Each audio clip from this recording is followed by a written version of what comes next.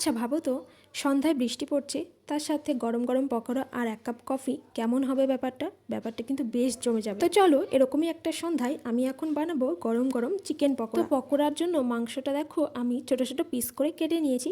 তার মধ্যে নুন, একটা ডিম দিয়ে দিলাম, আর তার সাথে দিয়ে দিলাম একটু গোলমরিচ গুঁড়ো, আদা রসুন কাঁচা লঙ্কা টমেটোর পেস্ট, তার সাথে দিয়েছি 2 চামচ কর্নফ্লাওয়ার আর 2 চামচ ময়দা।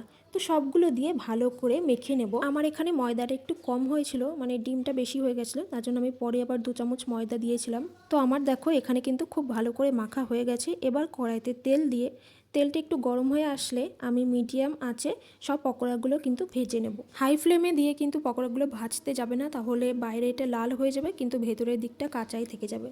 তো দেখো আমার এক পিঠ কিন্তু লাল লাল হয়ে গেছে, আর এক পিঠ উল্টে দিয়েছি। প্রথমে যে পকোড়াগুলো দিয়েছিলাম সেগুলো কিন্তু সবগুলোই ভাজা হয়ে গেছে, এবার তুলে নেব। একবারে তো সবগুলো ভাজা যাবে না, তার জন্য আমি দুবার এখানে ভেজেছিলাম। আর পকোড়াগুলো দেখো দেখতে কিন্তু খুব সুন্দর লাগছে। আমি যখনই পকোড়া বানাই আমি কিন্তু এভাবেই বানাই, আর খেতে কিন্তু খুবই টেস্টি হয়। সবাই কিন্তু খেয়ে খুব ভালো বলে।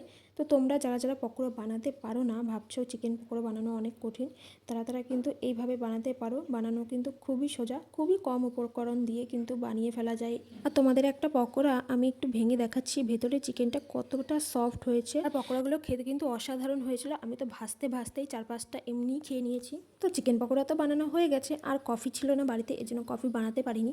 তো কফিটা তোমরা বানিয়ে খেয়ে নিও। আজকের মতো এই পর্যন্তই। ভালো লাগলে লাইক করে দিও। টাটা সবাইকে। আর একটা কথা, আমার পেজটা কিন্তু ফলো করে দিও অবশ্যই।